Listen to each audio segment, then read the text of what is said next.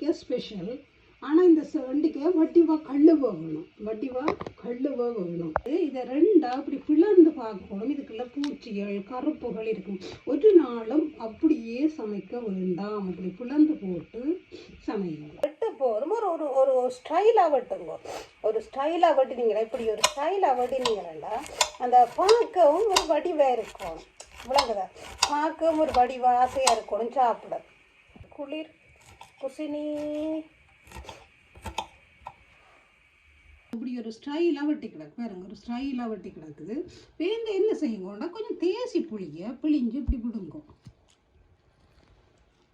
கொஞ்சம் தேசி புளியை பிழிஞ்சு இப்படி விட்டுட்டு கத்தியாலே எண்ணெயாலையும் நீங்கள் மிக்ஸ் பண்ணி விட்டீங்கன்னா தான் இழுபடாது. அந்த பிசின்மாய் அதுதான் நிறைய சத்து. கொஞ்சம் நீங்கள் இப்படி விட்டீங்கன்னா அந்த பிசின் மாதிரி வராது.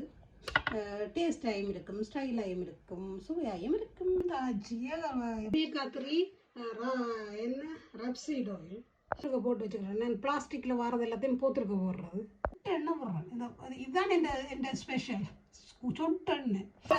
வெண்டிக்காயும் போடணும். இப்போ நான் வெங்காயம் போடுங்க. வடிவாக இருக்குங்க.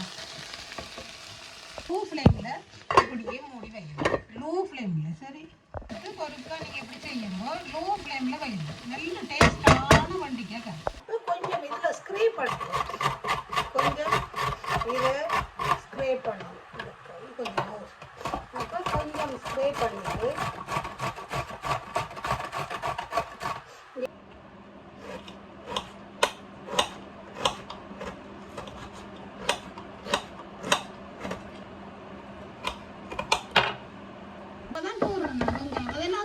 எல்லாம் இருக்குது. இப்போ பெரியவங்க உள்ளியும் போட போகிறோம். இப்போ தான் உள்ளி கொஞ்சம் ஸ்டைலாக வெட்டி கிடக்கு. இப்போ தான் உள்ளிக்க போகிறோம். திருப்பி இருக்க மூடிட்டு மஞ்சள் மிளகு போடுறேன். அவ்வளோ டேஸ்ட்டாக இருக்குது. நான் 2 முறையில் ஒரு ட்ராப் பண்ண விட்டேன். நான் ட்ராப் பண்ணேன். வந்து கொஞ்சம் லீக்ஸும் என் வீட்டு கேபேஜும் இதையும் இதுக்கு போட போகிறோம். ஏன்னாண்டா எல்லாத்தையும் சேர்க்கலாம். இதுக்கு சிலதுக்கு தான் சிலதை சேர்க்கணும். சேர்த்து பாருங்க, அமேசிங் டேஸ்ட். ஒரு கிண்டி போடுவோம்.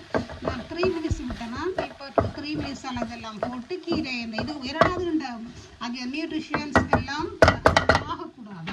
Stay in the nutrition. That's why pink salt போடுறோம்.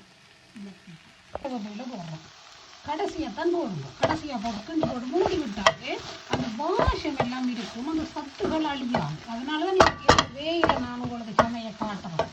சத்துக்கள் அழிக்கிறீங்க. ஸ்டில் இந்த வாழையில போட்டு